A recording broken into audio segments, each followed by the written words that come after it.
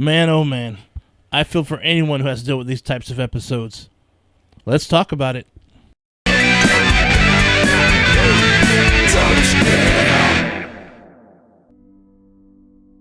Fear of Rain, directed by Castile Landon. And the story goes like this. Rain has early onset schizophrenia, a condition that causes her to see vivid hallucinations, suspecting that her neighbor may have kidnapped a child. We start with our main character, Rain, having a crazy dream about being chased by a masked person and eventually catching her, tossing her in a hole, burying her. She then wakes up violently screaming, realizing she's in a hospital and doctors are trying to calm her down. Rain's offered medication again. So meet Rain. She's schizophrenic and has really scary illusions that mess with her head. She has a hard time determining what's real and what isn't. Recently she had a pretty bad episode. Doctors want her admitted in a hospital.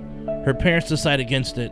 They feel she's better at home and they'll take care of their daughter the best way they can.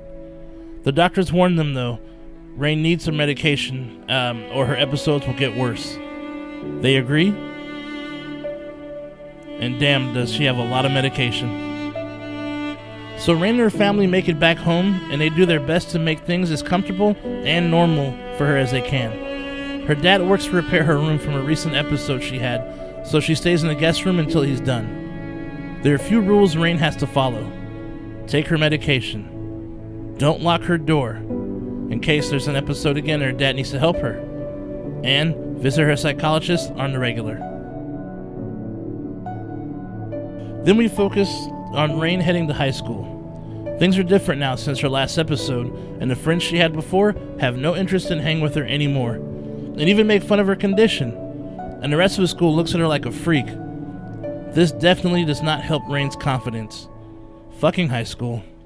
But of course, there's a boy. Hey yo, ain't that the dude from Shh? We'll get to that later. And he wants to kick it with Rain and get to know her.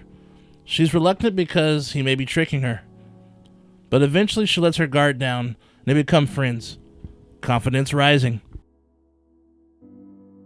Later on, Rain starts to envision her neighbor has kidnapped a child. She tells her dad about it and wants to visit the home just to satisfy her curiosity. He reluctantly obliged. They visit the home and the neighbor let Rain walk around for a bit and found nothing. But Rain is positive there's a kid somewhere in the house. Her vision felt too real. Could this actually be real? Or is it all like the other visions that lie in her head? The good news is she's not alone to figure it out. Or is she? The other question is Rain taking her medication like she's supposed to, which helps her suppress these visions? These are all questions that need to be answered.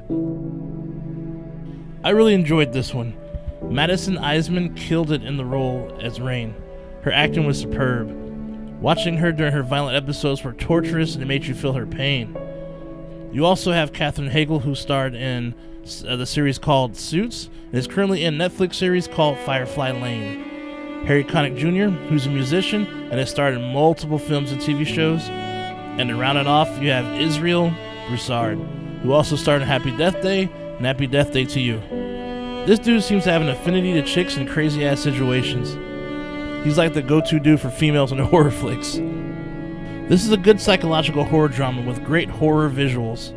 The story is pretty trippy because you're put in Rain's brain, that rhymes, and what she experiences, trying to determine what and who is real or not real. It's pretty scary stuff. I give this 3 out of 5 severed fingers. Not a bloody movie at all, but the great story and visuals will lead you to the finish line.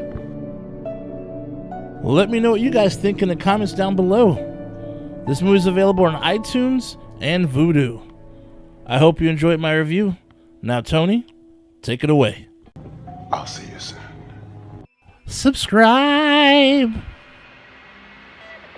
To what? To the Don't Split Up YouTube channel. It's all things horror, movie reviews, and the infamous Soya videos. Oh, click on the screen.